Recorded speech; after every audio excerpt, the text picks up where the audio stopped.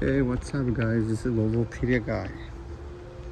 Today I'm replacing my control arm. I'm sorry, a rack and pinion, which is right here. This is the old rack and pinion. Whenever you check for rack and pinion failure, you set the car like on the air like this or with a floor jack. Both front tires should be lifted up. So let's say we have the wheel here. What you want to do is like shake it like fast, front, forward, and pull, push and pull real hard and real fast, and you'll feel like a clunking noise. So whenever you feel that clunking noise, check if the inside of the, like right here,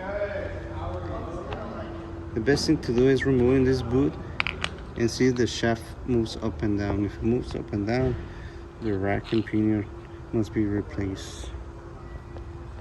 So by experience, I've been doing this, working on Volvo for about 8 years, so I kind of have experience with it. So I know for sure the rack is bad. How did I replace it? Just disconnect hoses. Has one bolt here and another one in here, like at 7mm. That this line goes and is attached right here with a 7mm bolt.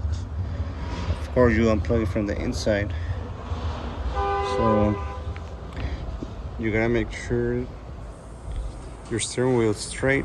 I always put the seat belt around so it won't rotate, because right now it can rotate. If it rotates and then you put it back, with that one rotation you can damage the clock spring.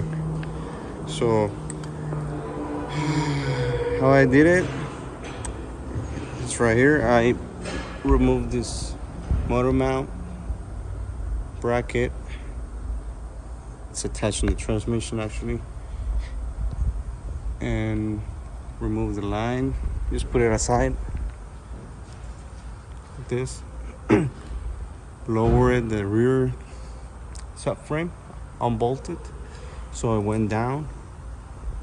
Remove the, where is it, sway bar. So this is how it should look like. In order for the rack to fit in or to take it out, that's how Vita says to do it. And the new part, you just gotta swap the covers to the new one. After you replace the rack, you must do a four-wheel alignment to adjust a toe.